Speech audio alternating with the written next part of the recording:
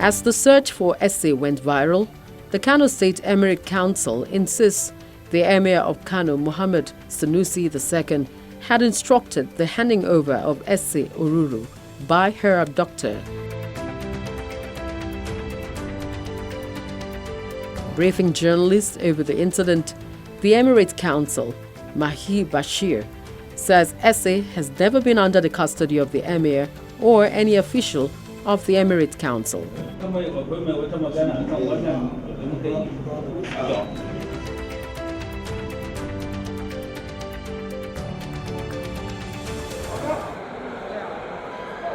After the deafening outcry for the release of Essay, the police finally makes a move to get Essay back to her parents after 6 months of abduction. Miss Essay Oruru, who was taken to Kano sometime last year by one Yunusa. We are investigating both Bayelsa and Kano State Command. The case involves multi-jurisdictional investigation because she has been taken to Kano from here. So we are working hand in hand with the Kano State Police Command to make sure we secure her release from the said Yunusa who took her to Kano. Men from the state CID, Bayelsa, has even went to Kano on investigation activities sometime last year. But in the process of perfecting her release, we couldn't perfect that process as at that time. So we have to hand over the case to Kano State Police Command. And I believe investigation is ongoing from that end. There's a ray of hope and preparations in top gear for the return of Essay, who on her own seems not to understand her rights as a child.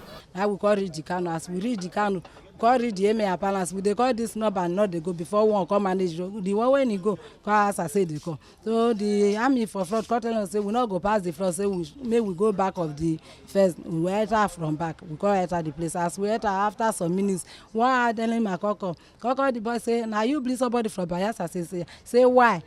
Why you go bleed somebody call? Where they don't carry piki call here, you they bleed somebody call say piki there. What did make you bleed? So all these boys for MES and partners workers, they don't call gather all these 20, 18 years, plenty. They just they shout, they talk. So now I got tell they say I got they beg the man say I beg. Now my piki may una give me my piki na just small piki. I'm not in this kind of apple. And I they say food nobody when I they do bad.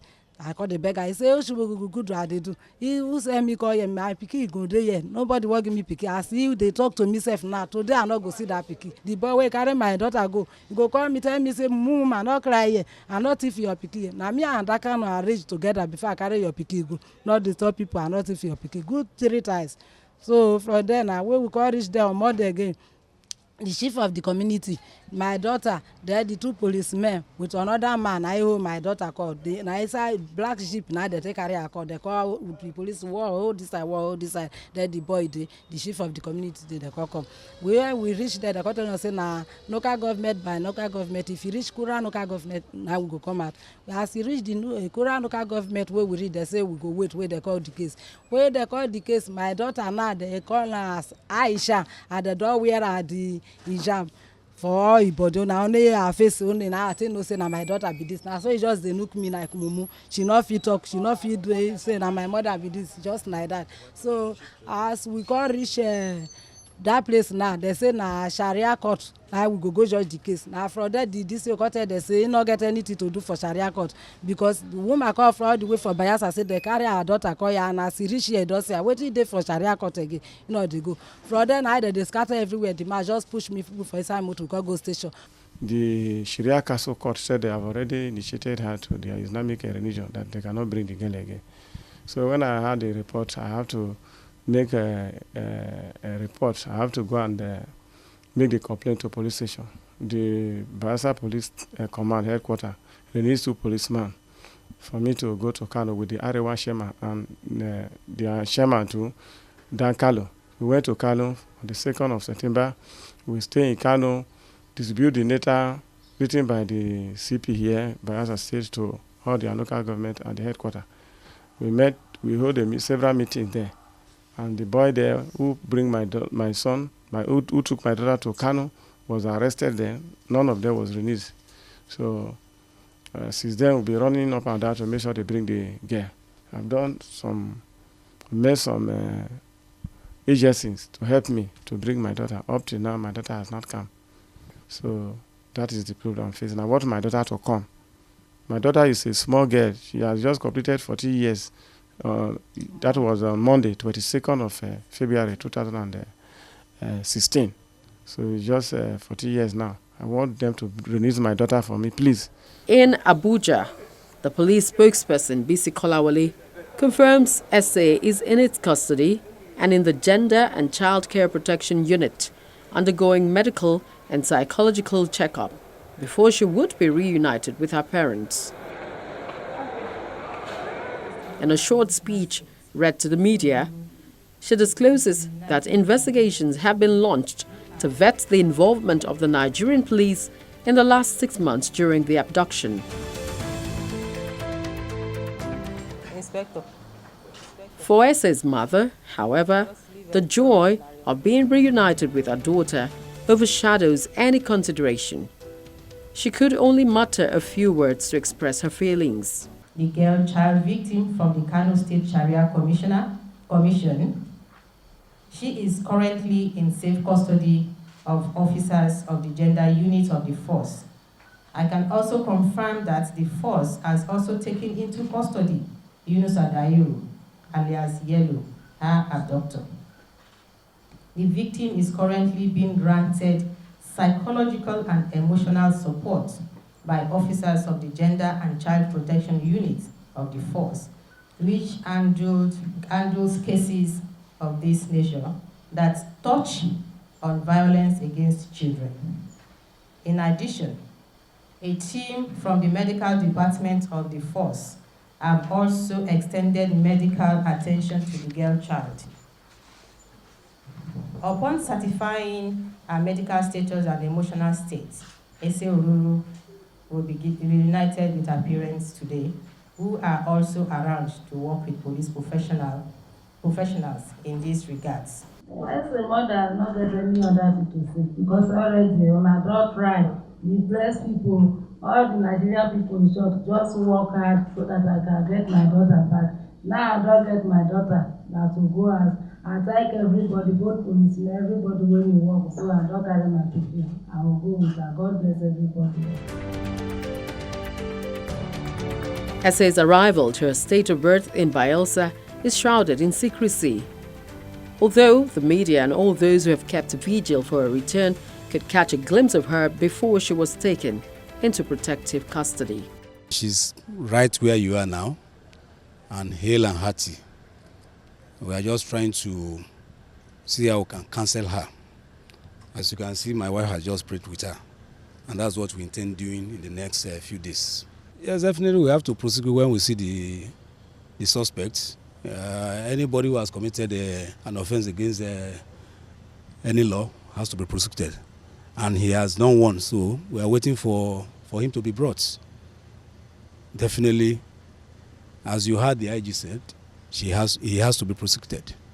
The Emir of Kano, His Royal Highness Alhaji Muhammad Sanusi, had indeed directed that the abducted girl, Miss Rita Orure, be returned to her parents in Bayelsa as far back as in August. Information that I obtained, because at that time in August, I was still in Force Headquarters.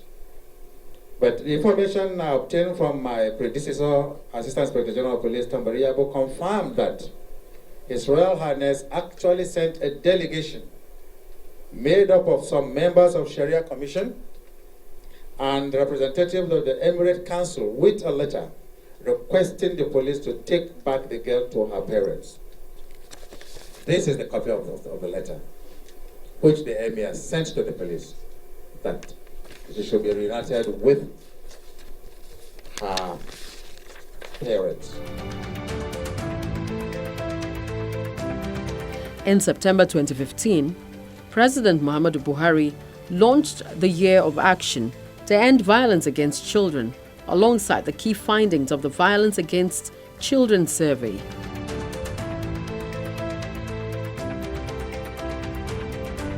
At that event, the Inspector General of Police, Solomon Arase, disclosed that between January and August 2015, a total of 133 cases of child violence had been recorded.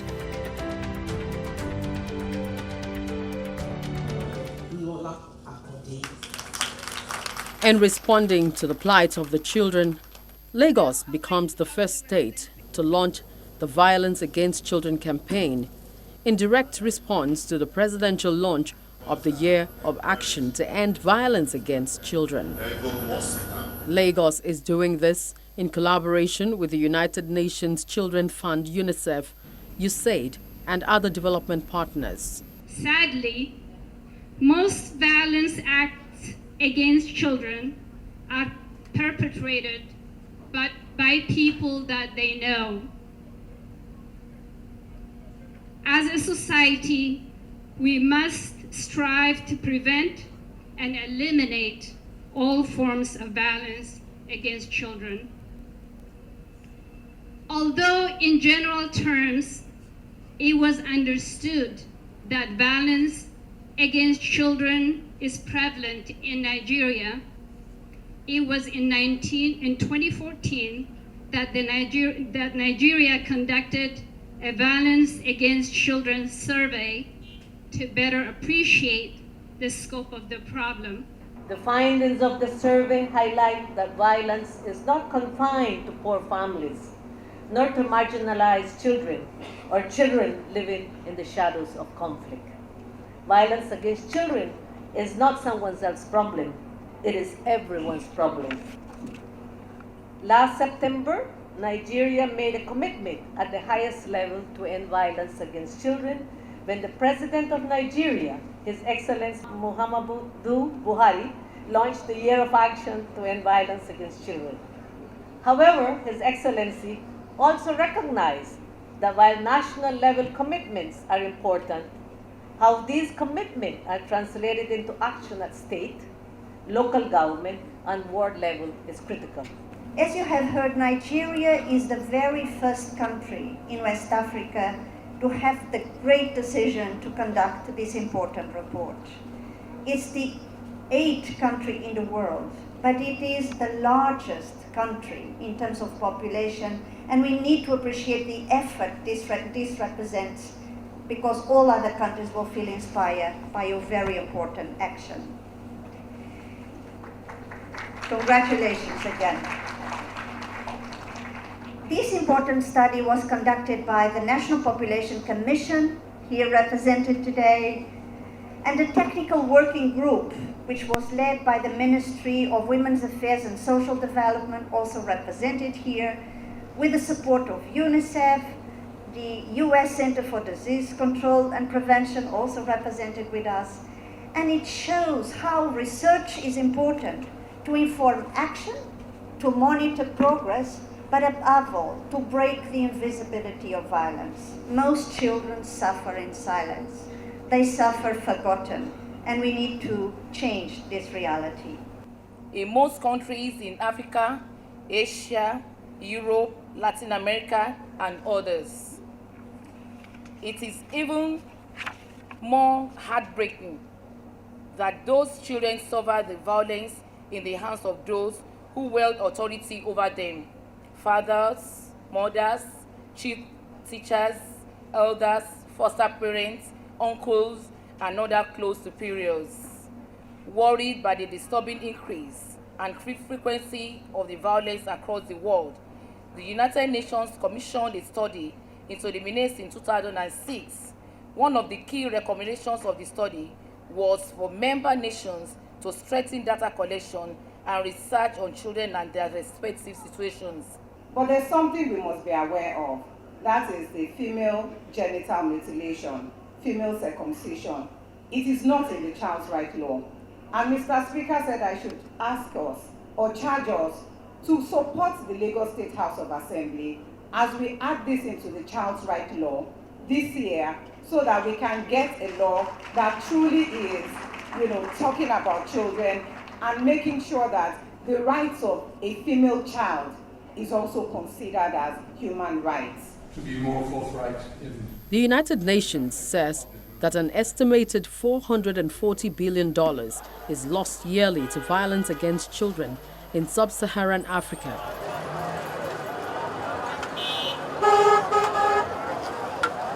UN identifies 4 fundamental goals which the federal government must pursue urgently if it must succeed in its recent offensive on violence against children. These include a child-focused, multidisciplinary and time-bound national and state-level strategy, an explicit ban on all forms of violence against children backed by effective enforcement, increased efforts to make violence against children socially unacceptable, and the establishment of a sound data and research system.